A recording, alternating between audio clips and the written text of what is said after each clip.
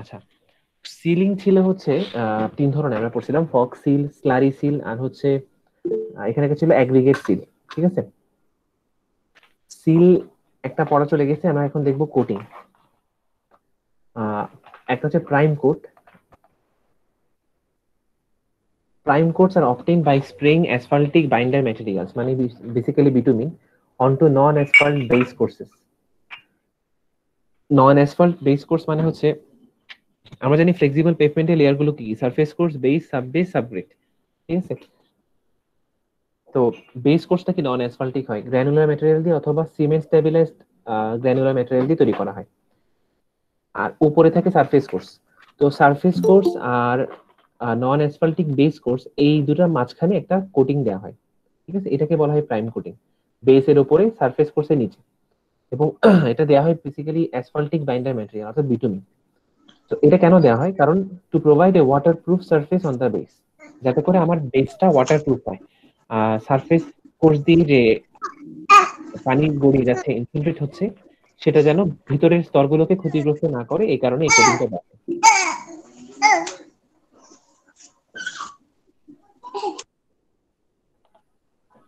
আচ্ছা, তারপর হচ্ছে fill capillary voids in the base. কৈশিক কিছু নল থাকে, ছোট ছোট ফাঁকা ফাঁকা জায়গা থাকে, যেগুলো পাথরের ভেতর দিয়ে উঠে। ওই জায়গাটাতে কি হয়ে যায় অনেক সময়, আমার পানি নিচে নেমে যায়।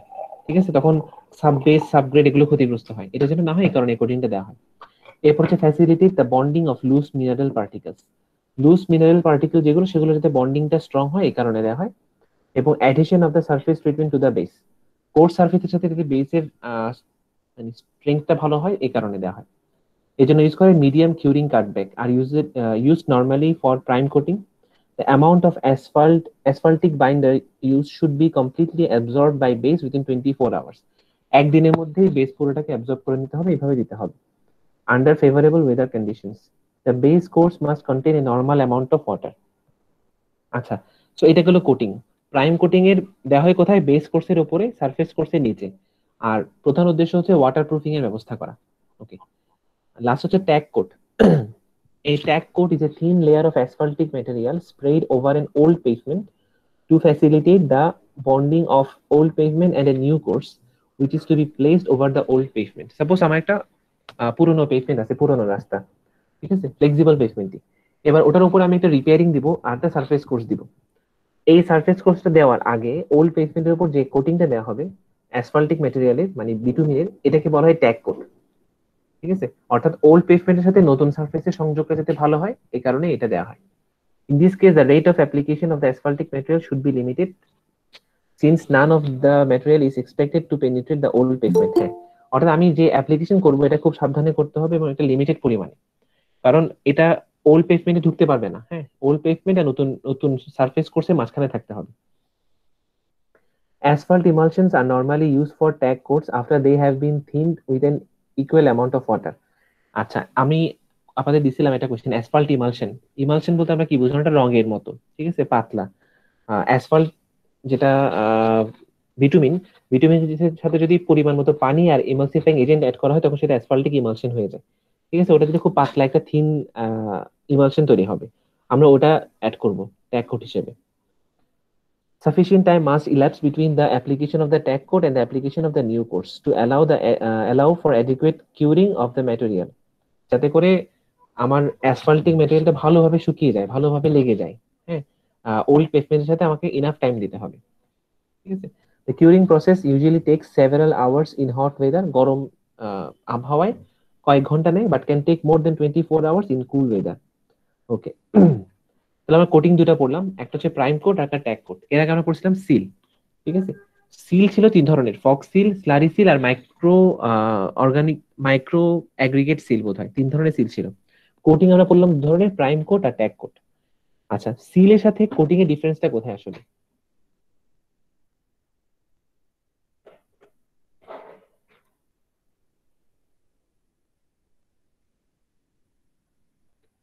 আচ্ছা, সিলের সাথে কোটের ডিফারেন্সটা কোথায়? সিল বেসিক্যালি হচ্ছে যখন আমি রিপেয়ার করি, কোন একটা পেজমেন্ট আমার সমস্যা হয়েছে, আমি সেটা রিপেয়ার করতেছি। হ্যাঁ, এই রিপেয়ারিং এর কাজে হচ্ছে আমি সিলিং ইউজ করি। ওকে। আর সিলের ক্ষেত্রে বেশিরভাগ সময় ইউজ করা হয় হচ্ছে আমার ইমালসিফাইং এজেন্ট বা অ্যাসফাল্ট ইমালশন। আর কোটিং এ দেখা যাচ্ছে অনেক সময় আমরা মানে ডিরেক্ট বিটুমিন ইউজ করে ফেলি। ঠিক আছে, কোটের উদ্দেশ্যটা আসলে রিপেয়ারিং না। ঠিক আছে, কোট বেসিক্যালি হচ্ছে অনেকটা মানে কি বলবো, এটা হচ্ছে মানে অতিরিক্ত একটা অ্যাড করা হয় যাতে করে আমার জিনিসটা আরো ভালো হয়। এটা রিপেয়ার না, নষ্ট জিনিসকে সুন্দর করে না, মানে নষ্ট জিনিসকে ভালো করে না, রিপেয়ারের জন্য না। কোটিং জাস্ট হচ্ছে আমার জিনিসটাকে আরো উন্নত করা, একটু ভালো করা, জিনিসটা ভালোই আছে। ঠিক আছে, জাস্ট আমি আমার রিপেয়ারিং এর একটা ধাপে এটা ইউজ করতেছি। সিল ডিরেক্টলি রিপেয়ারিং এর কাজে ইউজ করা হয়। ঠিক আছে, তো আপনাদের পরীক্ষায় একটা প্রশ্ন আসতে পারে যে প্রাইম কোড আর ট্যাগ কোডের বেসিক ডিফারেন্স গুলো কি কি। তো এটা যেভাবে আমি দেখেছি, 3টা কলাম করবেন। বাম দিকে কলামে থাকবে টপিক, তারপরে মাঝখানে কলামে প্রাইম কোড, ডানে কলামে ট্যাগ কোড। যতগুলো পার্থক্য পান, যেগুলো ভ্যালিড পার্থক্য ওগুলো লিখবেন, যে কোনো পার্থক্য উল্লেখ করবেন না।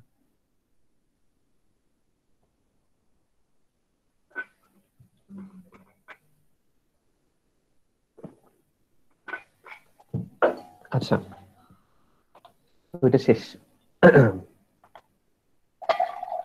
আমরা আরেকটা টপিক দেখবো।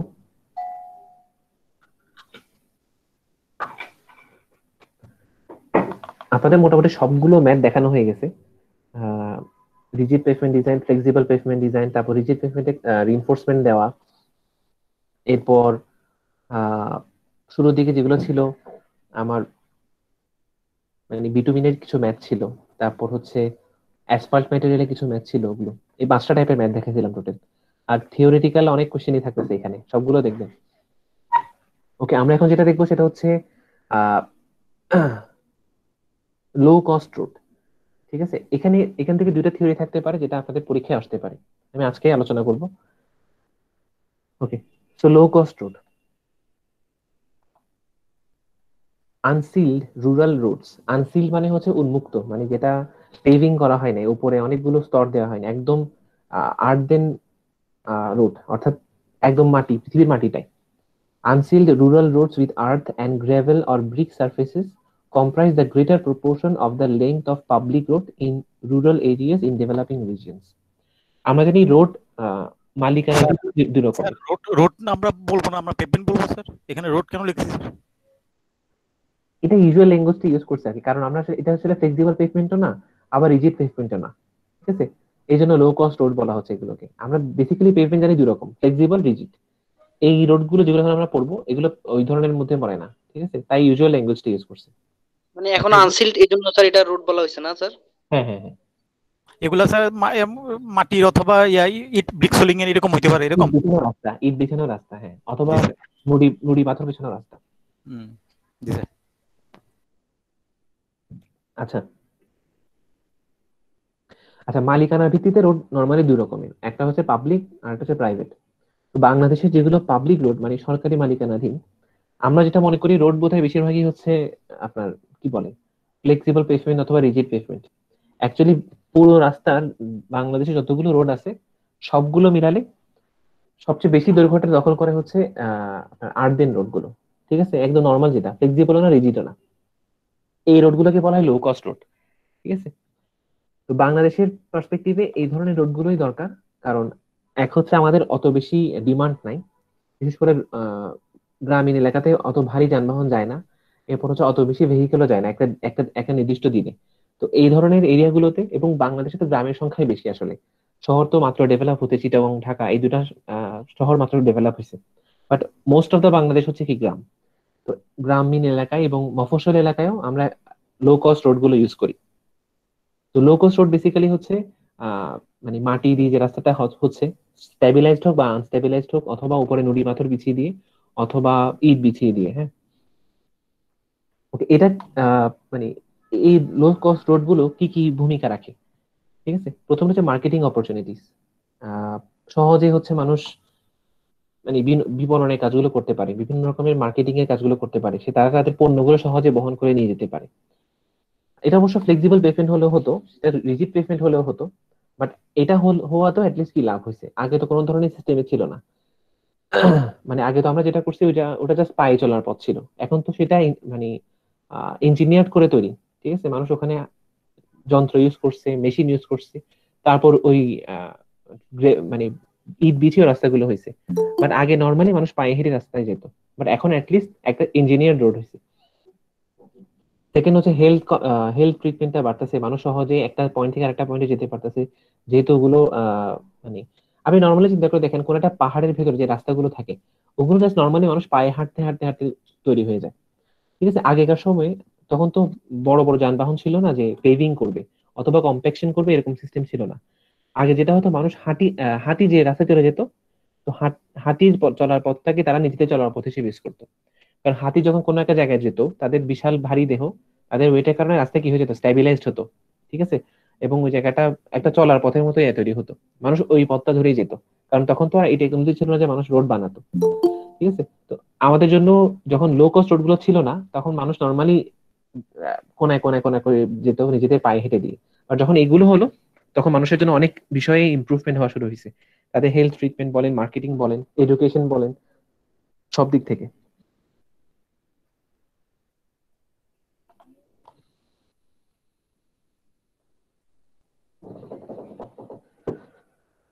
আচ্ছা, এখানে তারপর বললো যে natural gravel or brick. Gravel মানে হচ্ছে নুড়ি পাথর, আর ব্রিক তো হচ্ছে ইট। Aggregate surfacing is generally used as a low-cost solution to rural access problems in many developing countries. অর্থাৎ এগুলোর জন্য যেটা আমরা ইউজ করি সেটা হচ্ছে নুড়ি পাথর, গ্রেভেল অথবা ইট। This material provides an intermediate surface between basic engineered earth and higher cost usually bituminous paving. অর্থাৎ এই ইট বিছিয়ে দিয়ে অথবা নুড়ি পাথর দিয়ে রাস্তাগুলো হচ্ছে, এগুলো নর্মাল জাস্ট পৃথিবীর মাটিতে যে রাস্তাটা, এটা আর বিটুমিনাস পেভমেন্ট, এই দুটো মাঝখানে একটা ইন্টারমিডিয়েট সার্ফেস সার্ফেস হিসেবে থাকতেছে। ঠিক আছে, এনবিডি মানে বাংলাদেশে এলজিডি মিউনিসিপ্যালিটি জেলা পরিষদ রোডের বেশিরভাগই হচ্ছে এরকম লো কস্ট রোড। আচ্ছা, তো গ্র্যাভেল ইজ অ্যাপ্রোপ্রিয়েট। কখন আমরা গ্র্যাভেল ইউজ করবো, নুড়ি পাথর, ওয়ের সুইটেবল ম্যাটেরিয়াল ইজ অ্যাভেলেবল, যেখানে সহজেই গ্র্যাভেল পাওয়া যায়, অনেক দূর থেকে বয়ে আনতে হবে এরকম হলে আমরা সেখানে ইউজ করবো না। ঠিক আছে, এন্ড লেড টু সার্ফেসিং স্পেসিফিকেশনস, অর্থাৎ যতটুকু পরিমাণ দরকার ইঞ্জিনে যতটুকু সাজেস্ট করছে আমরা ততটুকু দিব। তারপর কোথায় গ্র্যাভেল হল ডিস্টেন্সেস আর শর্ট। হল ডিস্টেন্স মানে হচ্ছে বয়ে আনার দূরত্বটা। ঠিক আছে, আমি যে সাইটে কাজ করব সেখান থেকে আমার প্ল্যান্ট থেকে নিয়ে আসা দূরত্ব যদি ছোট হয়, তাহলে আমরা গ্র্যাভেল দিব। এরপর road gradients are less than about 6%, রোডের ঢালটা 6%-এর চেয়ে কম, তখন আমরা ইউজ করব। রেইনফলটা মাঝারি অথবা কম, তখন ইউজ করব। ট্রাফিক যদি কম হয়। তারপর হচ্ছে finance and resources are available for periodic regravelling. ঠিক আছে, অর্থাৎ গ্র্যাভেলিং যখন ইউজ করি তখন যেটা হয়, এটা নষ্ট হয়ে যায়, তখন আবার রিগ্র্যাভেলিং করতে হয়। এটার জন্য ইনাফ ফিনান্স আছে কিনা, ইনাফ টাকা পয়সা আছে কিনা, তখন আমরা এই অপশনটাতে যাব। আর অবশ্যই ড্রাই সিজনে ডাস্ট জেনারেশনটা সিভিয়ার হবে না, যেহেতু গ্র্যাভেলে একটা সমস্যা হচ্ছে কি, বালির একটা প্রবলেম থাকবে। ঠিক আছে, এবং এটা এনভায়রনমেন্টাল একটা ইম্প্যাক্ট থাকবে। এটা যদি খুব কম বেশি হয় তখন আমরা এটা অ্যালাউ করবো না, যদি মাঝারি পরিমাণে হয় তাহলে আমরা অ্যালাউ করবো। আচ্ছা, তো আমরা দেখলাম যে লো কস্ট রোড আমাদের জন্য ভালো। এক হচ্ছে আহ অল্প টাকায় করা যাচ্ছে, বেশি সমস্যা হচ্ছে না। আবার আগে যে গ্রামীণ সিস্টেম ছিল, মানুষ পায়ে হেঁটে যে রাস্তাটা তৈরি হতো ওটাতেই চলে যেত। ঠিক আছে, তার চেয়ে বরং এটা একটু ভালো। এই দুটোর মাঝখানে এটা লো কস্ট একটা সলিউশন বাংলাদেশের জন্য, যেখানে কি রিসোর্স কম, এরকম দেশে এই ধরনের লো কস্ট রোডটা দরকার। বাট এটা কিছু ডিসঅ্যাডভান্টেজও আছে, যেমন আমরা একটা গ্রাফ দেখি, এই যে এখানে এক্স এক্সিসে দেওয়া হচ্ছে ট্রাফিক ভেহিকেল পার ডে, একটা দিনে একটা নির্দিষ্ট দিনে কয়টা ভেহিকেল যায়। আর ওয়াই এক্সিসে দেওয়া হুল লাইফ কস্ট, সারা জীবন, অর্থাৎ ওই পেভমেন্টটার সারা জীবন যতদিন পুরো সে টিকে আছে, যতটুকু পর্যন্ত সে ভালো আছে, কত খরচ যাচ্ছে সেটা দেখা। তো লাল কালিতে যে গ্রাফটা দেখানো, যে কার্ভটা দেখানো, এটা হচ্ছে আর্থ রোড, অর্থাৎ সাধারণ মাটির রোড। ঠিক আছে, যদি 50টা ভেহিকেল যায় একদিনে, তাহলে এটা কস্ট সবচেয়ে কম। আমার কাছে তিনটা গ্রাফ দেখানো, একটা হচ্ছে আর্থ রোড মাটির রাস্তা, আরেকটা হচ্ছে গ্র্যাভেল রোড নুড়ি পাথরের রাস্তা বা ইটের বিছানো রাস্তা, তারপর হচ্ছে কনভেনশনাল পেভড রোড, অর্থাৎ আমাদের ফ্লেক্সিবল পেভমেন্টটা। তিনটা, লালটা হচ্ছে আর্থ রোড, নীলটা হচ্ছে গ্র্যাভেল রোড, আর সবুজটা হচ্ছে কনভেনশনাল পেভড রোডস। এখানে যেটা দেখাচ্ছে, যদি 50টা ভেহিকেল পার ডে হয়, তাহলে আর্থ রোডের কস্ট সবচেয়ে কম। ঠিক আছে, আর পেভড রোডের, ফ্লেক্সিবল পেভমেন্ট টাইপের রোডের খরচ সবচেয়ে বেশি। আচ্ছা, তাহলে আমরা কিন্তু কি বুঝি, যদি 50টা, আবার দেখেন যখন নাকি 90টা ভেহিকেল হচ্ছে, 90 ভেহিকেল পার ডে, তখন কি আর্ট রোডের খরচ সবচেয়ে বেশি। আমরা লো কস্টের জন্য এই ইয়াটা ডিজাইন করতেছি, বাট একদিনে যদি 90টার বেশি ভেহিকেল যায়, তখন এই আর্ট রোডেরই কস্ট সবচেয়ে বেশি হয়ে যাচ্ছে, ইভেন ফ্লেক্সিবল পেভমেন্টের চেয়েও বেশি। কারণ দেখা যাচ্ছে 1 বছর পরে হয়তো আমাকে রিপেয়ার করতে হতে পারে, ঠিক আছে? তো এভাবে বারবার রিপেয়ার করতে অনেক অনেক কস্ট হয়ে যাবে। তো 90 ভেহিকেল হয়ে গেলে আর্থ রোড আর সেফ না, বা আর্থ রোড আর ফিজিবল না, ইকোনমিক্যালি ফিজিবল হবে না। তো 50 ভেহিকেল যদি পার হয়ে যায়, তখন আমরা এই গ্রিন কার্ভটাতে চলে যাব, ঠিক আছে? এই গ্রিন গ্রাফটাতে চলে যাব। তো 50 থেকে মোটামুটি এটা কত, 200টা ভেহিকেল পার ডে হলে গ্র্যাভেল রোড সেফ, ঠিক আছে? একদিনে 200টা গাড়ি যেতে পারবে, ঠিক আছে, মোটামুটি তার কস্টটা বিয়ারেবল। কিন্তু 200 যদি পার হয়ে যায়, সাপোজ 250তে গেল, তখন এটার কস্ট অনেক হাই, মানে হাইয়েস্ট, ম্যাক্সিমাম, এমনকি ফ্লেক্সিবল পেভমেন্টের চেয়েও বেশি। তাই 200 ক্রস করলে ভালো হচ্ছে, যদি এমন কোনো আপনি এরিয়াতে যান যেখানে হচ্ছে রোড ডিজাইন করতে হচ্ছে, বাট আপনি ডেটা নিয়ে দেখলেন ওখানে পার ডেতে অ্যাবাভ 200 ভেহিকেল যাচ্ছে, তখন আর আর্থ রোডও ডিজাইন করার দরকার নেই, গ্র্যাভেল রোডও যাওয়ার দরকার নেই, তখন ডিরেক্টলি ফ্লেক্সিবল পেভমেন্টে চলে যাবে। বাট ডেটা নাকি আমাদের দেশের ক্ষেত্রে প্রযোজ্য, বেশিরভাগ ক্ষেত্রেই দিনে 100টার বেশি গাড়ি গাড়ি চলাফেরা করে না বেশিরভাগ রোডে। আমরা গ্র্যাভেল রোড বা আর্থ রোড দিয়ে সলভ করে ফেলতে পারি, ঠিক আছে? বাট সামহাও যদি 200-র উপরে গাড়ি চলে যায় পার ডেতে, তখন কিন্তু আর কি আর্থ রোড দেওয়াটা বরং লো কস্ট রোড হবে না, তখন বরং এটা আরো হাই কস্ট রোড হয়ে যাবে, ঠিক আছে? ওটাতে বরং আরো কস্ট বেশি হবে, ঠিক? তো আমাদের ডিসিশন নিতে হবে একদিনে কয়টা ভেহিকেল আছে এটার উপর, ঠিক আছে? জাস্ট এটা গ্রাম বলে, অথবা এখানে দিনে 200টা গাড়ি যাচ্ছে, শহরে তো 1000টা গাড়ি যায়, এগুলোর উপর বেস করে নিব না। যেমন দেখেন, সবুজ যে গ্রাফটা, এটা ইভেন 500তে গিয়েও একই খরচ, খুব বেশি ডিফারেন্স না কিন্তু, ঠিক আছে? তো এটা কিন্তু 200-র উপরে গেলে আমার ফ্লেক্সিবল পেমেন্ট দিয়ে দেওয়াটাই ভালো। আমি আপনাদের এই গ্রাফটা দিতে পারি পরীক্ষায়, হ্যাঁ, এবং দিয়ে বলতে পারি যে আহ, এটা এক্সপ্লেন করতে যেখানে কি কি বলা হচ্ছে, ঠিক আছে? তো এটা মাথায় রাখবেন আর কি।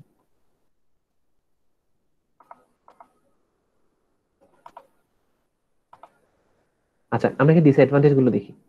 বলা হচ্ছে maintenance of gravel is expensive, ঠিক আছে? আমরা গ্র্যাভেল রোড বা ব্রিক রোডকে বলতেছি লো কস্ট রোড। আমার মানে বেশি কস্ট রোডের একটা ইকোনমিক্যাল সলিউশন এটা, ঠিক আছে? এটা ফিজিবল সলিউশন, বাট এটা মেইনটেনেন্স করাটা কিন্তু expensive, okay? Specially for periodic regravelling, যখন নাকি একবার দিলাম আমি আবার ইয়ে করতেছি, আবার নাকি রিগ্রাভেলিং করতেছি। ফ্লেক্সিবল পেভমেন্টের ক্ষেত্রে কি হয়, আমি জাস্ট রাতে রাতে এসে উপরে একটা সারফেস কোর্স দিয়ে দিব অথবা প্যাচিং করে দিব, আমার প্রবলেম সলভ হয়ে যাবে, মেইনটেনেন্সটা সোজা। কিন্তু গ্র্যাভেল রোডে যেটা হবে, আমার মেইনটেনেন্সটা অত সোজা না। এখানে পুরো গ্র্যাভেল সরিয়ে আবার গ্র্যাভেল বিছাতে হয়, ঠিক আছে? সবগুলো গ্র্যাভেল বয়ে আনা, তারপর লেবার কস্ট মিলে অনেক কস্ট হয়ে যায়, which is typically required at 3 to 5 years intervals. আমরা নাকি যখন ফ্লেক্সিবল পেভমেন্টের ম্যাথ করছি, ইভেন রিজিড পেভমেন্টের ম্যাথ করছি, আমরা দেখছি ডিজাইন ইয়ার 20 ইয়ার্স, মোটামুটি হলো 20 বছর পর্যন্ত স্থায়ী হয়, এবং ওগুলো মেনটেন্স খুব বেশি করে করতে হয় না, ঠিক আছে? ফ্লেক্সিবল পেভমেন্টে একটু বেশি করতে হয়, বাট রিজিড পেভমেন্টটা অনেক কম। বাট রিজিড পেভমেন্টে ইনিশিয়াল ইনভেস্টমেন্টটা অনেক বেশি, ফ্লেক্সিবল পেভমেন্টে ইনিশিয়াল ইনভেস্টমেন্টটা কম, বাট মেনটেন্স কস্টটা বেশি। এদিকে গ্র্যাভেলে যেটা সমস্যা, এটা একদমই লো কস্ট, শুরুতে একদমই কোনো খরচ, অল্প খরচে করা যায়, কিন্তু 3 থেকে 5 বছরের মধ্যে আমার ইয়ার প্রয়োজন হয়, মেইনটেনেন্সের প্রয়োজন হয়, রিগ্র্যাভেলিং এর প্রয়োজন হয়। Routine maintenance of a gravel road can be achieved for $250 to $650 per kilometre per year. এটা কস্টিং আমাদেরকে একটা মানে কম্পারিজন দিয়েছে যে কত খরচ হতে পারে, depending on the method used. However, the need to replace the surface losses by periodic maintenance regraveling can cost a further 400 to 2000 kilometer, sorry, $2000 per kilometer per year. প্রতি বছরে প্রতি কিলোমিটার $2000 মতো খরচ হতে পারে। $2000 মানে কত, প্রায় 2 লাখ টাকার মতো, মাত্র 1 কিলোমিটারের মধ্যে, ঠিক আছে? ওকে। তাহলে একটা কোশ্চেন আসতে পারে যে low cost road can not, আমাকে কোশ্চেনটা একটু দেখাই।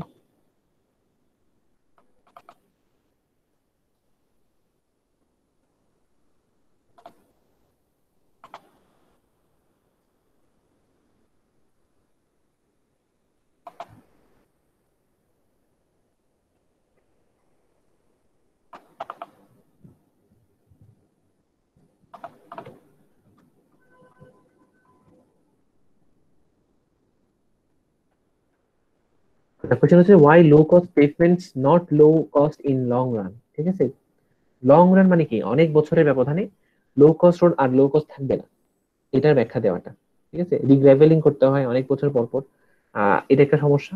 বাট যদি মানে আমি যদি ভেহিকেল পার্ট দিটা ঠিক রাখি, সাপোজ আমি দেখতেছি যে এখানে 50টা বা 200টা গাড়ি আছে প্রতিদিন, এই ক্ষেত্রে আমার এটা ভালো সলিউশন। বা 200 ক্রস হয়ে গেলে তখন কিন্তু আমার একটা প্রবলেম হয়ে যাবে যদি অনেক বছর হয়।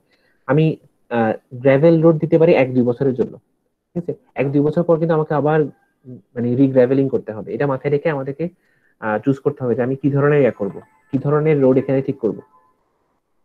আচ্ছা, health hazard, discomfort and nuisance, air pollution and reductions in agricultural yields and livestock health। আচ্ছা, এগুলো হচ্ছে কিছু প্রবলেম। মানে গ্রাভেল দেওয়ার কারণে কি কি সমস্যা হতে পারে, এয়ার পলিউশন হতে পারে, হেলথ হ্যাজার্ড হতে পারে।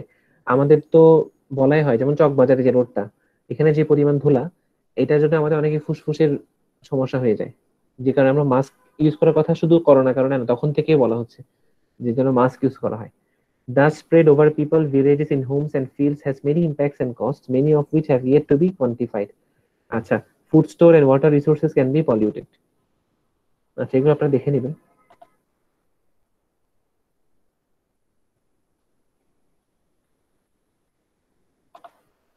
এটা তো ব্যাখ্যা করলাম।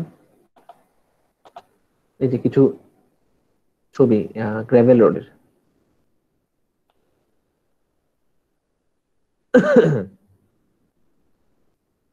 আচ্ছা, এখন আর্থ রোড যেটা মানে মাটির যে রাস্তাটা, এটাকে আমরা ইঞ্জিনিয়ার করব। ঠিক আছে, যে কোনো ক্ষেত্রে প্রকৌশল বা ইঞ্জিনিয়ারিং প্রয়োগ করলে সেটা কি হয়, সাধারণ জিনিসটাও অনেক অসাধারণ হয়ে যাচ্ছে। আমরা কিভাবে করব সেটা, প্রথম কথা ম্যাটেরিয়ালটা দেব, ওয়েল গ্রেডেড সয়েল। মাটির রাস্তাটা আমি ইউজ করব, বাট গ্রেডিংটা ভালো হবে, আমরা উপরে আরেকটা লেয়ার দিব যেখানে ভালো গ্রেডিং এর সয়েল ইউজ করবো আমরা, অথবা স্যান্ড অথবা ক্লে। যেগুলো ভেরি ফাইন, সাপোজ অনেক 200-এরও নিচে, ওগুলো আমরা অ্যাভয়েড করব। মানে 200 সিসি যেগুলো পাস হয়ে যাচ্ছে ওগুলো আমরা অ্যাভয়েড করবো। আচ্ছা, এরপর আমরা এখানে কিউরিং লিকুইড অ্যাসফাল্ট ইউজ করব। ঠিক আছে, অ্যাসফাল্ট দিব, মানে বিটুমিন দিব। এরপর স্লো সেটিং ইমালশন দিব, যেটা আমরা নাকি একটু আগে পড়ছি যে অ্যাসফাল্ট ইমালশন, ওগুলো অ্যাড করবো। তো ওয়াটার দিব।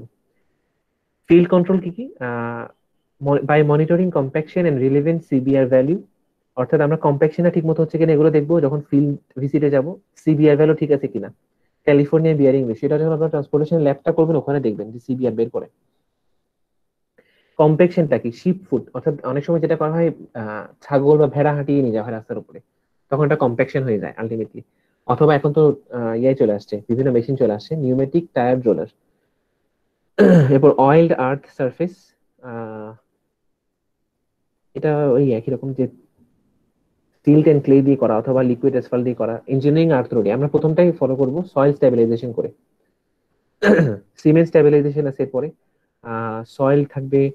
উপর আমরা পোর্টল্যান্ড সিমেন্ট দিব। এর আগে আমরা যেটা দিচ্ছিলাম সেটা ছিল হচ্ছে বিটুমিন, লিকুইড অ্যাসফাল্ট, অথবা সাথে স্লো সেটিং ইমালশন মানে অ্যাসফাল্ট ইমালশন। সিমেন্ট স্টেবিলাইজেশন করলে আমরা তখন আর বিটুমিন ইউজ করবো না, রাদার আমরা পোর্টল্যান্ড সিমেন্ট ইউজ করব। পানি ব্যবহার করব। Cement and water content fix by lab testing, হ্যাঁ ল্যাব টেস্ট করে বের করবো যে সিমেন্ট এন্ড ওয়াটার রেশিওটা কেমন হবে। আচ্ছা, এগুলোই। তারপর যেভাবে হচ্ছে বিটুমিনাস সয়েল স্টেবিলাইজেশনে যেভাবে ফিল্ড কন্ট্রোল করছি, সিমেন্ট স্টেবিলাইজেশনে একইভাবে ফিল্ড কন্ট্রোল করব। তো এই যে আর্থ রোডটা, এটা কিন্তু ফ্লেক্সিবল পেভমেন্ট আর রিজিড পেভমেন্ট থেকে ডিফারেন্ট। এখানে কোনো লেয়ার নাই, এখানে কোনো রিইনফোর্সমেন্ট দিতে হচ্ছে না। ঠিক আছে, ফ্লেক্সিবল পেভমেন্টের মধ্যে এখানে base course, sub base course, sub grade course এসব নাই। ঠিক আছে, জাস্ট প্রথম লেয়ারটাই আমরা জাস্ট সয়েল দিয়ে ওটা উঁচু করে নিব যতটুকু দরকার। ঠিক আছে, আর ওটাই হচ্ছে উপরে স্টেবিলাইজ করব। ওখানে হয়তো বা অ্যাসফাল্ট ইমালশন দিব, এটাই কাজ। আচ্ছা, এরপর লাইম দিয়েও হতে পারে, চুনা দিয়েও হতে পারে। ওকে, লাগবে না, রোড ট্রিটমেন্টটা আপনাদের এমনি দেখানো হয়েছে। আচ্ছা, এবার আমরা দেখবো herring bone bond brick on flat soling. একটা জিনিস দেখাই আপনাদের।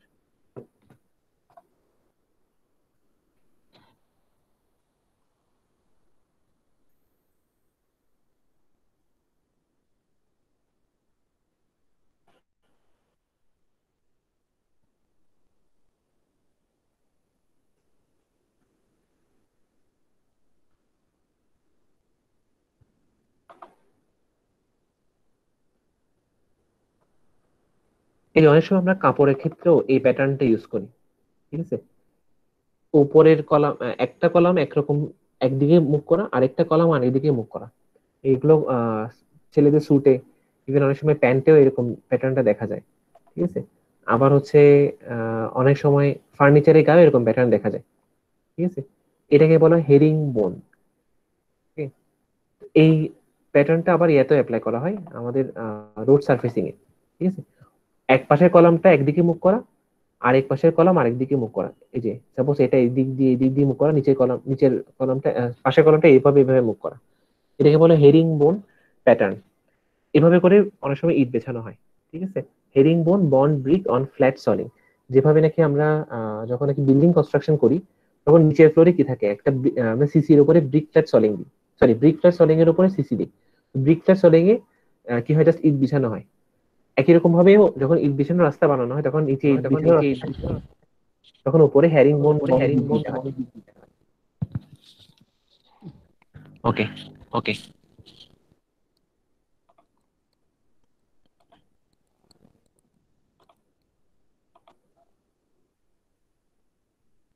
আচ্ছা, সাইদুল হাসান ফয়সাল, আপনি একটু আনমিউট করেন।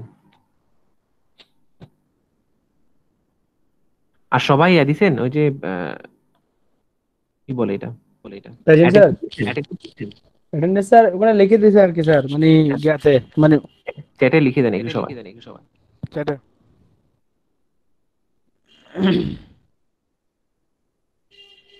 আচ্ছা, সাইদ ফয়সাল, আপনি একটু আনমিউট করেন। স্যার না হলে আপনি করে দেন স্যার। ও হচ্ছে না, আমি চেষ্টা করছি। এই যে ইয়া দেওয়া, you can't unmute someone.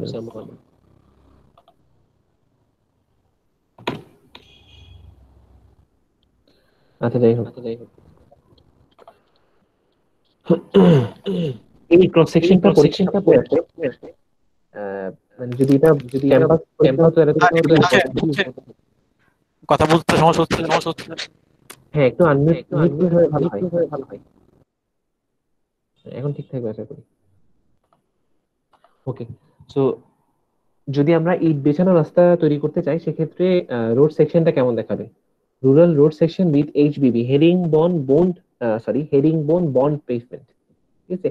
HD herring bone BBA bond. আচ্ছা, ঠিক আছে। তো এটা সেকশনটা হচ্ছে, আমরা যদি এটা একটু জুম করি, একদম প্রথমে যেগুলো দেওয়া মাঝখান দিয়ে, সেগুলো হচ্ছে প্রথমে ব্রিক বসানো হলো, ঠিক আছে। 125 মিলিমিটার। ছবিটা ক্লিয়ার না বোধহয়, আমি আরেকটা ছবিতে যাই।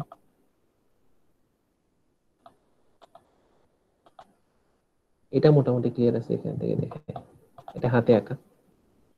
আচ্ছা, তো মাঝখানে সেকশনটা আমরা দেখি। তো সবার উপরে থাকে হচ্ছে 125 millimetre HBB, herring bone bond, মোটামুটি 5 ইঞ্চ পর্যন্ত আপনার এটার পুরুত্ব থাকে। এটা হচ্ছে ক্রস সেকশন, ঠিক আছে। আপনাকে মানে আমরা মাঝখানে কেটে ফেললে এটা দেখবো। পুরো পেভমেন্টটার সবার উপরে থাকে HBB, herring bond bond pavement ব্রিকটা। ব্রিকের নিচে থাকবে 1 ইঞ্চি স্যান্ড কুশনিং, অর্থাৎ বালি বিছিয়ে দেওয়া থাকবে।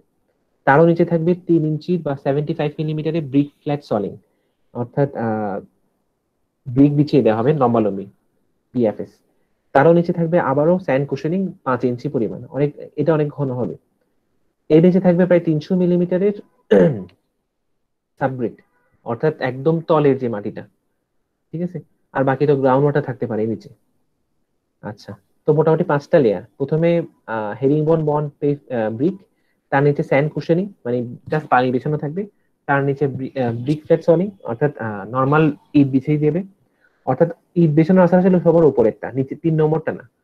তার নিচে থাকবে আবার স্যান্ড কুশনিং, আবার একদম সবার নিচে থাকবে সাবগ্রেড, এবং সেটা সিবিআর ভ্যালু হবে 4%-এর চেয়ে বেশি। এই ড্রয়িংটা আমাদের পরীক্ষা করতে দিতে পারি।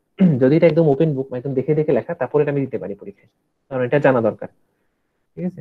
স্যার এটা যখন খুব ইম্পর্টেন্ট স্যার। হ্যাঁ, ওকে, তাহলে বিভিন্ন চাকরির পরীক্ষাও আসে স্যার। আচ্ছা, আচ্ছা, ওকে। তাহলে 5টা লেয়ার, প্রথমে এইচবিবি, তারপরে স্যান্ড কুশনিং, তারপরে ব্রিক ফ্ল্যাট সলিং, তারপরে স্যান্ড কুশনিং, তারপরে সাবগ্রেড দেওয়া, কম্প্যাকশন হবে 96% চেয়ে বেশি, আর সিবি এর ভ্যালু হবে 4% চেয়ে বেশি। পুরোটাই রাখতে হবে আপনাদের, তবে এই ভ্যালুগুলো না লিখতে হবে, 1250, 500, 5500 এগুলো না লিখতেও হবে। আপনাদের স্লোপটা দেখাতে হবে, এই এই স্লোপটা, এন্ড মাঝখানের ক্রস সেকশনটা, এই দুটো ইম্পর্টেন্ট। ওকে,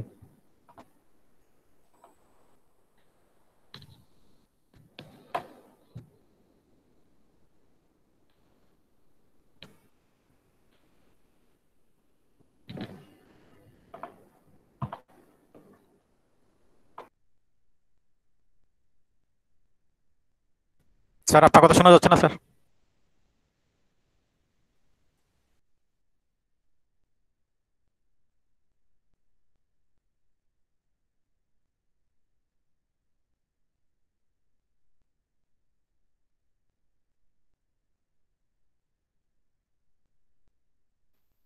স্যার কি প্রেজেন্টেশন কিছু দেখাচ্ছেন? না না না, দেখাচ্ছি না, দেখাচ্ছি, এখন দেখাচ্ছি। ওকে, ডেসক্রিপশনে যাই। This work shall consist of a base composed of bricks laid on edge in herringbone pattern, placed on a prepared single layer brick flat soiling in accordance with the specification and to the lines, grades or levels. দেখো English আপনারা গুছাই লিখবেন যে কিভাবে এটা দেওয়া হচ্ছে। সবার নিচে থাকবে সাবগ্রেড, তার উপরে থাকবে স্যান্ড কুশনিং 125 মিলিমিটারের, তার উপর থাকবে আবার ব্রিক ফ্ল্যাট সলিং 25 মিলিমিটারের, তারপর থাকবে আবার স্যান্ড, তার উপর হচ্ছে হেরিং বন বন্ড প্যাটার্নে ব্রিক বসানো। আচ্ছা, তো এই জন্য আমরা কি ইউজ করবো, ম্যাটেরিয়াল দেওয়া, the material shall consist of first class or picked ঝামা ব্রিক, ফার্স্ট ক্লাস ব্রিক আর কি, that meet the requirements of article 3B of the specification. এখানে স্পেসিফিকেশনে দেওয়া থাকবে কোন ব্রিক গুলো ইউজ করবো। তারপর হচ্ছে ব্রিকটা কিভাবে বসাবো, যেটা আমি অলরেডি বলছি, স্যান্ড কুশন দিব 25 মিলিমিটারের, স্যান্ডের এফএম হবে 0.5 এর চেয়ে কম না, at least 0.5 over the brick flat soling. আচ্ছা, brick then shall be laid on edge with 125 millimetre, অর্থাৎ যে হেরিংবন প্যাটার্ন যে ব্রিক গুলো বসবে ওগুলো থিকনেসটা হবে 125 millimetre, 5 inch, across the surface in a single layer in a herringbone pattern to the lines. Okay, আচ্ছা, বাকিটুকু আপনারা পড়ে নেবেন। এটা আসতে পারে পরীক্ষা যে কিভাবে কনস্ট্রাক্ট করবো আমরা হেরিংবন বনটা। এরপরে এটাও একই একই রকম সিস্টেমই, বাট এটার আরেকটার নাম হচ্ছে ইউনিয়ন রুট, প্যাটার্ন হবে এইচবিপিতেই, হেরিংবন বন্ডে। এটা 5.5 মিলিমিটার বা প্রায় 14 ফিট রাস্তা আর কি, না 14 ফিট না, 5.5 মিটার মানে প্রায় 18 ফিটের মতো হবে, 18-20 ফিট। আচ্ছা, এখন কিছু ইনস্ট্রুমেন্ট যেগুলো আমরা পেভমেন্ট ডিজাইনের সময় বা পেভমেন্ট কনস্ট্রাকশনের সময় ইউজ করি, লাইট টাওয়ার। লাইট টাওয়ারটা রাতে যখন কাজ হয়, বিশেষ করে এই পেভমেন্ট ডিজাইনের কাজগুলো বেশিরভাগ রাতেই হয়, তো এই জন্য ইউজ করা হতে পারে, যদি এটা খুব একটা ইউজ আমাদের দেশে হয় না, আমি জানি না ঠিক, নর্মালি এডি করে দেওয়া হয়। তারপর হচ্ছে high frequency screening plant, screening প্ল্যান্টের এটা হচ্ছে অ্যাগ্রিগেট মিশানো বা অ্যাগ্রিগেট তৈরি করা। তারপর হচ্ছে স্ট্রিট সুইপার, এটা অনেকটা হচ্ছে কয়েলের তৈরি একটা মেশিন, যার সামনের পাটা থাকে বিভিন্ন রকম কয়েলে আটকানো, ফলে যখন সে চায় সামনের দিকে যে ময়লাগুলো থাকে ওগুলো সব সরে যেতে থাকে, এটা হচ্ছে স্ট্রিট সুইপার। ওয়াটার ইকুইপমেন্ট, পানির জন্য কম্প্যাকশন ইকুইপমেন্ট, ভারী, আহ এই চাকার গায়ে ভারী ভারী কতগুলো ইয়া থাকে, মানে ছবিতে দেখা যাচ্ছে, এগুলো যখন দিই তখন রাস্তার উপর যখন পড়ে এটা কম্প্যাক্টেড হয়ে যায়। এরপর তো বুলডোজার, বুলডোজারের কাজ হচ্ছে ইয়াটা ওঠানো, অ্যাগ্রিগেট গুলো লিফট করা, ওঠানো এবং অন্য জায়গায় শিফট করা। এরপর scraper, dumper, design for carrying bulk material. তারপর হচ্ছে অ্যাসফাল্ট পেভার, এটা হচ্ছে পেভ করে, অর্থাৎ আমার জিনিসটাকে কি করে সুন্দর করে মিশিয়ে দেয়, একদম মসৃণ করে দেয়, ঠিক আছে। আর এটা হচ্ছে অ্যাগ্রিগেট গুলো নিয়ে যাওয়ার জন্য একটা বক্স। ওকে, লো কস্ট রোডের এটা শেষ, আমরা আরেকটা দেখবো এখন, সেটা হচ্ছে রিজিড পেভমেন্ট কনস্ট্রাকশনের কিছু স্টেপস। এটা আপনাদেরকে এমনিতে রিজিড পেভমেন্টে এগুলো দেখানো হয়েছে, বাট স্টেপ গুলো একটার পর একটা বলা হয় না, আমরা এটা এখানে বলার চেষ্টা করব।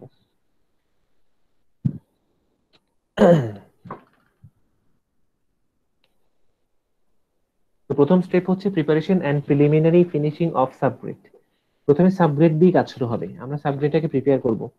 আর সেটা কিভাবে করব, যে জায়গায় আমরা রোডটা তৈরি করতে চাচ্ছি সেই জায়গায় যে ঝোপঝাড় যদি থাকে, মানে গুল্ম জাতীয় লতা পাতা বা গাছ, ছোটখাটো গাছ, ঠিক আছে, সেগুলো আমরা সরিয়ে ফেলবো, সেগুলো আমরা কেটে ফেলবো, ঠিক আছে।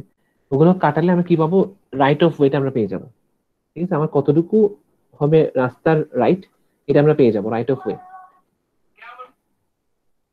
যেটা হচ্ছে preparation and preliminary finishing of subgrade. এরপর placing of forms. Placing of form মানে হচ্ছে বিল্ডিং এ যেভাবে আমরা শাটারিং দিই, একই রকম ভাবে রোডে যখন আমরা যেহেতু রিজিড প্লেসমেন্ট, এখানে সিমেন্ট কংক্রিট দেওয়া হবে, তো এটাও যে প্যানেলে করব কাজটা, সেই প্যানেলটাতে আমরা চারপাশে শাটারিং দিয়ে নেবো, এটা হচ্ছে ফর্ম দেওয়া। আচ্ছা, এটা দেওয়ার পর ওটার ভেতরে ফাইনাল ফিনিশিং দেবো সাবগ্রেডকে, ওটার ভেতরে পেভিং দিয়ে পেভ করে দেবো ভালো করে। এরপর হচ্ছে ইনস্টলেশন অফ জয়েন্টস। আমরা যে 4 ধরনের জয়েন্টে পড়া শিখছি, কনস্ট্রাকশন, কন্ট্রাকশন, আইসোলেশন, এক্সপানশন, এই 4 ধরনের জয়েন্ট গুলো আমরা ঠিক করে নেব।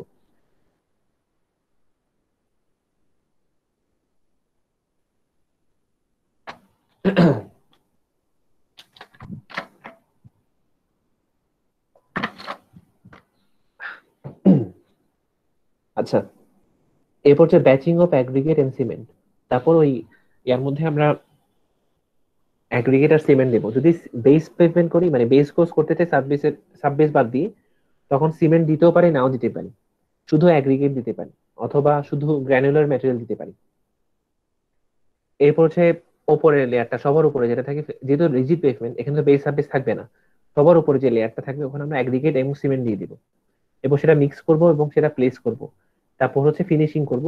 এরপরে slip form paving. Slip form paving মানে হচ্ছে একই রকম ভাবে শাটারিং এর মধ্যে রেখে পেভ করা, মানে সেটাকে মসৃণ করে দেওয়া। তারপর সেটা কিউরিং করা, নর্মাল যেভাবে আমরা ছাদে কিউরিং করি ওই সিস্টেমে কিউরিং করতে থাকা। তবে সেই জন্য কিছু সিস্টেম আছে, ওয়াটারপ্রুফ কিছু পলিথিন দিতে হয় যাতে শুকায় যায়, এবং ওটার উপরে হচ্ছে আস্তে আস্তে পানি দিতে হয়। আহ এই স্টেপ গুলো ফলো করা হয় মেনলি। আচ্ছা, এই জয়েন্ট গুলো দেখানো হচ্ছে এখানে। যেহেতু কনস্ট্রাকশন, সরি, রিজিড পেভমেন্ট গুলো প্যানেলে প্যানেলে ডিজাইন করা হয়, একটা নির্দিষ্ট অংশ, একটা নির্দিষ্ট অংশ ওভাবে করে। তো একটা কাঁথার উপর একটা কাছে প্রায় দেখা যায়। একজন কোশ্চেন করছিলেন একবার ক্লাসে যে এটা তোর ক্যাপ পড়ানো থাকে কেন, এই যে এভাবে ফাঁকা রয়ে যায়, বের হয়ে থাকে, ওটার উপর যখন আটা বসানো হবে তখন হচ্ছে আহ ক্যাপ ক্যাপগুলো দরকার হয়। যে ডাবল ওয়ার বসানো হচ্ছে, তারপর হচ্ছে আপনার ওয়্যার মেশ দেওয়া হচ্ছে এখানে, এরপর স্ল্যাব ফিনিশিং দিচ্ছে, একটা একটা করে প্যানেল শেষ হচ্ছে, সেটাকে ভালো করে পেভ করতেছে। পেভিং কিন্তু পুরো হচ্ছে অবশ্য। এখানে কি কি ইকুইপমেন্ট লাগবে সেগুলো বলা হচ্ছে।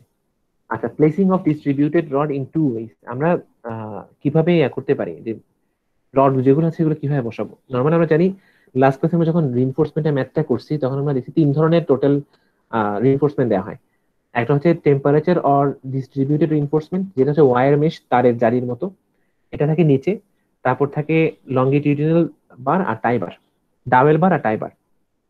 প্রথমে হচ্ছে কি হাফ ডেপ পর্যন্ত কংক্রিট বিছিয়ে দেওয়া হয়, ঠিক আছে। তারপরে আহ মানে এটার উপরে ওয়্যার মেশ দিয়ে দেওয়া হয়, মানে যেটা নাকি আমরা বলি টেম্পারেচার ইনফোর্সমেন্ট। এরপর আদার হাফের কংক্রিটিংটা করে দেওয়া হয়, তারপর সেখানে দেওয়া হয়, মানে আমার টাইবার বা ডাবল বার গুলো বসানো হয়, ঠিক আছে। এরপর আবার কংক্রিটিং করা হয়। তারপর কিউরিং এর স্টেপ গুলো থাকবে। আচ্ছা, এরপর মেনটেনেন্স এর ব্যাপারটা, মেনটেনেন্স কি এটা ডেফিনেশন দেওয়া হচ্ছে এখানে। আচ্ছা, এখন বিটুমিনাস সারফেসে আমরা তো পড়তেছিলাম রিজিড পেভমেন্ট, বিটুমিনাস সারফেসে কিভাবে মেনটেনেন্স করা হয়, প্যাচিং করা হয়। প্যাচিং এর ব্যাপারটা আপনাদের বুঝাইছিলাম যে সারফেসের অ্যাগ্রিগেটে বিটুমিন, তারপর অ্যাগ্রিগেট, এগুলো নিয়ে প্যাচিং করে দেওয়া হয়।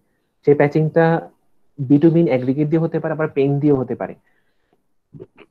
সরি, স্ক্যারিফাইং মানে হচ্ছে সাপোজ কোনো একটা পেভমেন্ট নষ্ট হয়ে গেছে, ঠিক আছে, এবং বেশ অনেকগুলো জায়গায় জুড়ে নষ্ট হয়ে গেছে, তখন আপনি ওই পেভমেন্টটাকে তুলে ফেলছেন, নষ্ট করে ফেলছেন, মানে পুড়িয়ে বা মানে গর্ত করে করে ওটা তুলে ফেলা, এটা হচ্ছে স্ক্যারিফাইং।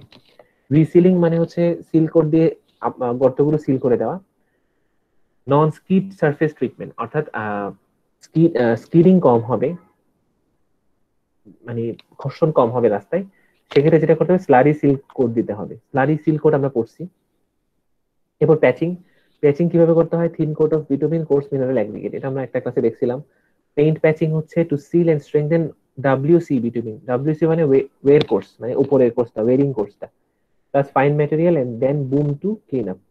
ক্যারিফাইং আমি একটু আগে বলছি, যখন একটা পেভমেন্ট প্রায় অনেকটাই নষ্ট হয়ে যায় তখন সেটা খুঁড়িয়ে খুঁড়িয়ে তুলে ফেলা হয়, ঠিক আছে। এটা হচ্ছে scarifying process. If large area in poor shape then it's scarified and reworked. Okay, আমাদের মোটামুটি এই এই কটা স্লাইডই ছিল সিলেবাস হিসেবে। আর আপনাদের আমাদের বুয়েটে যেটা ছিল এই কোর্সে চার চার ক্রেডিটে ছিল, ঠিক আছে? 4 ক্রেডিটে 4টা টপিক ছিল। যেমন একটা হচ্ছে যেটা আপনাদেরকে পড়ানো হয়েছিল, যেমন পেজমেন্ট ম্যাটেরিয়াল নিয়ে, ঠিক আছে? যে পেজমেন্ট ম্যাটেরিয়াল হচ্ছে এই যে এটা, সরি এগুলো না, এই যে এখানে আমরা যেগুলো পড়েছি, মার্শাল মেথডে কিভাবে অ্যাগ্রিগেট ডিজাইন করতে হয়, অ্যাগ্রিগেট কিভাবে চুজ করতে হয়, ঠিক আছে? বিটুমিনের কিভাবে এটা চুজ করতে হয়, তারপরে কিভাবে লেই করতে হয়। আমরা যে 4-5 ধরনের ইয়া শিখছি,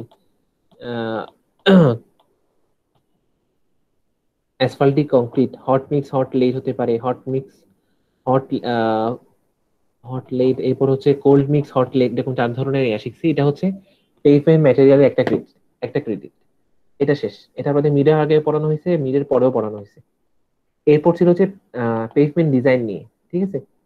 পেইপমেন্ট ডিজাইনে আমাদের এটা ছিল ফাইনালের আগে, মিডের, সরি মিডের আগে, এই যেগুলো কি পরিমাণ গাড়ি যাবে সেটা বের করা, ঠিক আছে? তো এটা ছিল একটা টাইপ। এরপর আমরা মিডের পরে দেখছি হচ্ছে মিডে পরে ছিল হচ্ছে আমাদের flexible pavement design, rigid pavement design, এরপর রিজিড পেভমেন্টের রিনফোর্সমেন্ট ডিজাইন, ঠিক আছে? অনেক কিছু ছিল ওখানে। টোটালে আমরা এই ধরনের ম্যাথগুলো এটা ছিল একটা আলাদা ক্রেডিট। এই 2 ক্রেডিট গেল। তৃতীয় ক্রেডিট যেটা ছিল আমাদের বুয়েটে এই কোর্সটাতে, সেটা ছিল ছোট, এই যে লো কস্ট রোডটা, ঠিক আছে? লো কস্ট রোডের সাথে আরো কিছু ব্যাপার আসছিল ওখানে। এই যে লো কস্ট রোড কিভাবে ডিজাইন করতে হয়, কি কি ইকুইপমেন্ট আছে, এরপর ইম্ব্যাকমেন্ট কিভাবে ডিজাইন করতে হয় ধার হলে, ওভারঅল এগুলোই, ঠিক আছে? এটা আপনাদের মোটামুটি আমি ছোট করে দেখাইছি। আরেকটা ছিল হচ্ছে রেলওয়ে। তো যেহেতু আপনাদের ইউসিটিসি থেকে এটা 3 ক্রেডিটের কোর্স অফার করতেছে, 4 ক্রেডিট না, তো রেলওয়েটা আমরা দেখাতে পারি নাই, ঠিক? আমাদের 3 ক্রেডিট হিসেবে দেখানো হয়েছে। বাট যদি সময় থাকতো বা আমরা যদি আরেকটু বেশি ক্লাস নিতে পারতাম, মানে ক্যাম্পাসে ক্লাস তো হতে পারে, আমি তখন দেখাতে পারতাম। বাট আপাতত আমরা 3 ক্রেডিট দেখেছি। রেলওয়েটা খুব ইম্পর্টেন্ট না, আনলেস আপনি রেলওয়েতে কাজ করতেছেন বা রেলওয়ে রিলেটেড কোনো একটা প্রজেক্টে আপনারা আছেন, সেখানে যে জিনিসগুলো দেখানো ওগুলো বেসিক্যালি মানে রেলওয়েতে কি কি আছে, রেলওয়ে সিগন্যাল গুলো কেমন হয় না হয়, এগুলো নিয়ে ডিটেল, ঠিক আছে? তো ওটা খুব একটা ইম্পর্টেন্ট ছিল না। 4 ক্রেডিটের মধ্যে যে 3টা ক্রেডিট খুব ইম্পর্টেন্ট ছিল, আমরা ওগুলো দেখাইছি এখানে। আচ্ছা, তো ওভারঅল আমাদের জন্য এই 3 ক্রেডিটে যতটুকু দেখালাম এগুলো হচ্ছে সিলেবাস। আপনাদের যদি আপনাদের ক্লাসরুমটাতে যাই,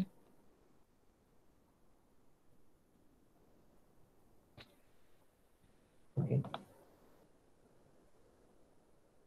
ঠিক আছে? এই যে এখানে শুরু থেকে যদি দেখি, এই যে L1 থেকে শুরু আর কি, ম্যাথ অ্যাসফাল্ট মিক্স, ঠিক আছে? এই যে এখানে কিছু ম্যাথ দেওয়া আছে, 2টা ম্যাথ করেছেন আমি শুরু থেকে ক্লাসে। এই 2টা ম্যাথই ইম্পর্টেন্ট, এটা বলছিলাম। হ্যাঁ, 2টা ম্যাথই দেখবেন, আমি নিজের হাতে করে দিয়েছিলাম ক্লাসে এগুলো, ঠিক আছে? তো একটু দেখবেন, এই 2টা ম্যাথ থেকে যে কোনো একটা আসতে পারে। তারপর ছিল হচ্ছে ফ্লেক্সিবল পেভমেন্ট ডিজাইনের ম্যাথটা, এই যে ফ্লেক্সিবল ডিজাইন ম্যাথ, এখানে পুরোটাই স্টেপ বাই স্টেপ করে দেওয়া আছে। আবার আপনাদের একটা স্লাইড দিছে, ওখানেও এটা এই ম্যাথটা আছে। এটা হাতে করে দেওয়া, তাই আরো ইজি হবে বুঝতে, আশা করি। আরেকটা ইম্পর্টেন্ট কথা, পরীক্ষার সময় অবশ্যই এই গ্রাফটা নিজে থেকে রেডি রাখবেন, ঠিক আছে? এই গ্রাফটা নিজে থেকে রেডি রাখবেন। এটা কিন্তু কোশ্চেন সরবরাহ করা হবে না, কারণ এখন ক্যাম্পাসে পরীক্ষা হচ্ছে না, অনলাইনে। তো এটা অবশ্যই নিজেদের সাথে রাখবেন, নাহলে এটা জমা দিতে পারবেন না। তখন 2 ঘন্টা বা 3 ঘন্টার পরীক্ষা, ঠিক আছে? 3 ঘন্টা, সাপোজ 2.5 ঘন্টার পরীক্ষা, তো তখন দেখা যাচ্ছে পরীক্ষার সময় কোশ্চেনটা দেখলেন, তখন তো দৌড়াদৌড়ি করে প্রিন্ট করা যাবে না, তাই আগে থেকে করিয়ে রাখবেন এটা। এটা শেষ। তারপর হচ্ছে লেকচার স্লাইড দেওয়া হয়েছে। স্যার এই গ্রাফটা পাবো কোথায় স্যার? এই গ্রাফটা, আচ্ছা আমি দেখাচ্ছি আপনাকে।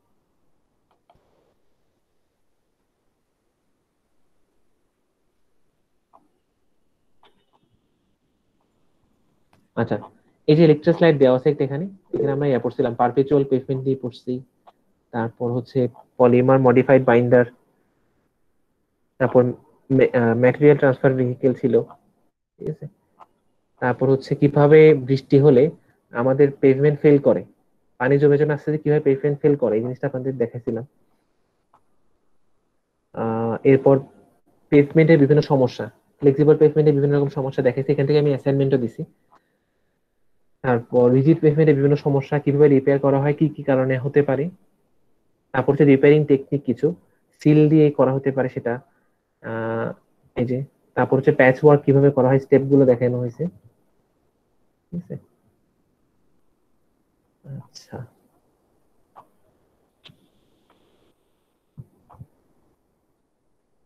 এরপর একটা জিনিস আপনাদের আমি পড়াতে পারি না, ছিল অ্যাস্টো রোড টেস্ট, ঠিক আছে।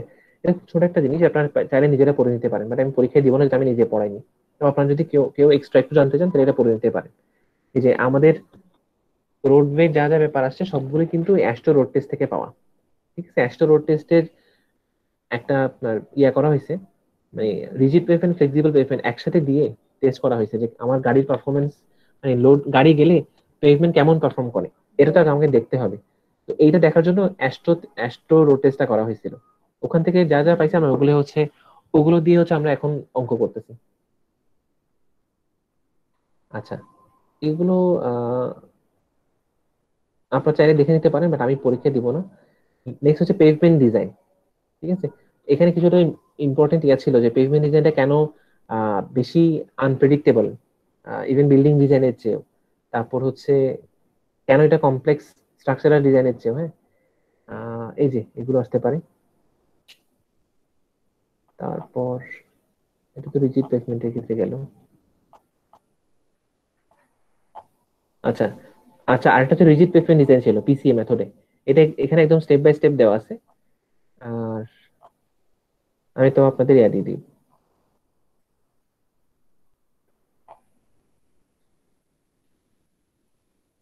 যে আপনারা যখন এটা করবেন, পরীক্ষা দিবেন, তখন যেটা করতে পারেন এই যে এই স্লাইডটা ইউজ করবেন, এগুলো প্রিন্ট করে নেবেন। এই যে ইরোশন ফ্যাক্টর দেওয়া আছে এখানে, এই পেজটা লাগবে পুরোটা, এটা আপনারা প্রিন্ট করে নেবেন, জাস্ট একটা পেজ।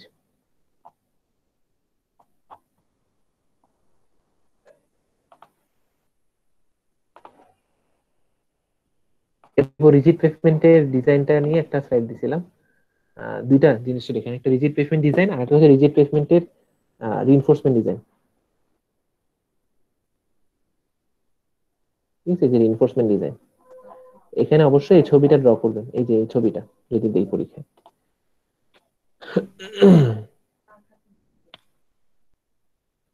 আচ্ছা, আর আজকে পড়ালাম ছোট দুটো স্লাইড, একটা ছিল লো কস্ট রোড নিয়ে আর একটা ছিল রিজিড পেভমেন্টের ডিজাইনের স্টেপ গুলো নিয়ে।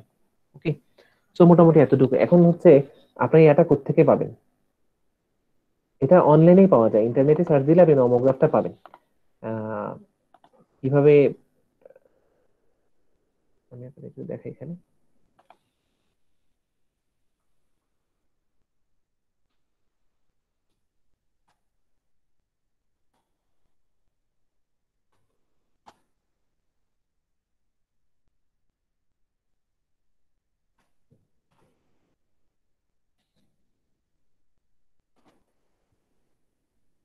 ঠিক আছে, যে এরকম একটা নিয়ে এটা প্রিন্ট করে নেবেন। এটা তো ভালো না, ভালো একটা ইমেজ দেখে প্রিন্ট করে নেবেন আর কি, ওকে স্যার।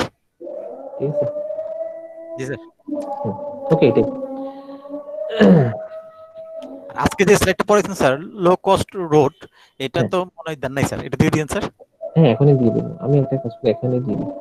আর আচ্ছা, ভিডিও ভিডিও আপনাদের হ্যাঁ দিয়ে দেবো। আপনাদের কি আর মানে আমার মনে হয় আর ক্লাস দরকার নেই আমার, এতটুকুই। বাট তারপরও আপনাদের যদি কোনো ক্লাস প্রয়োজন হয়, কোনো কিছু বুঝেন নাই, তাহলে আমার সাথে যোগাযোগ করবেন, অথবা যদি একটা ক্লাস নেওয়ার দরকার হয় তাহলে আমি ক্লাসটা নেবো, হ্যাঁ।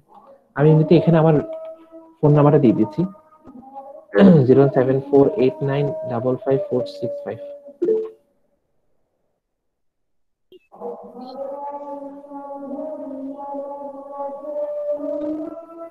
ঠিক আছে, আপনার যদি কারো প্রয়োজন হয় আমার সাথে যোগাযোগ করার, কোনো কিছু জানার জন্য বা কোনো প্রবলেম শেয়ার করার জন্য, আপনি আপনার গার্জেন থেকেও নিয়ে নিতে পারেন নাম্বার, অথবা আমি দিয়ে দিচ্ছি এখানে।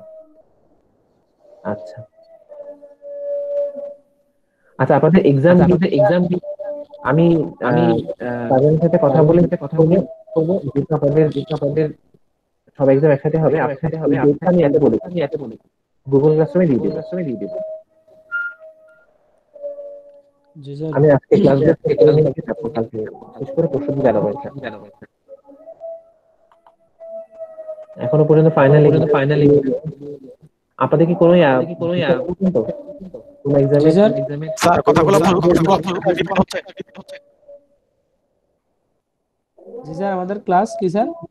মানে কোনো এক্সামের দিছে শিডিউলটা? না স্যার, শিডিউল দিছে বলতে আমাদের 4 তারিখ থেকে ফাইনাল এক্সাম, এটা মানে নোটিশ দিছে আর কি স্যার, মানে হুম পেমেন্ট করে ফেলার জন্য এগুলো বলে দিছে। হুম কিন্তু ওই যে কখন কোনো পরীক্ষার কি অ্যাডমিশন বসেছে আপনাদের বাচ্চা করতে? না স্যার, কোনো ধরনের গিয়া দেয় নাই, ডেট কখন দেয় কি নাই? পরীক্ষা না না ডেট দেয় নাই। ওকে, তাহলে আমারটা শুরুতে দেওয়ার চেষ্টা করবো আমি, দেখি। ওকে, তাহলে আপনাদের ক্লাস এতটুকু, আজকে আমরা আসি। হুম, যদি আচ্ছা ভাঙে ঠিক আছে থাকে স্যার। তাহলে নেক্সট ক্লাসে দেখা হবে ইনশাআল্লাহ। আচ্ছা ঠিক আছে স্যার, জি, আসসালামু আলাইকুম স্যার।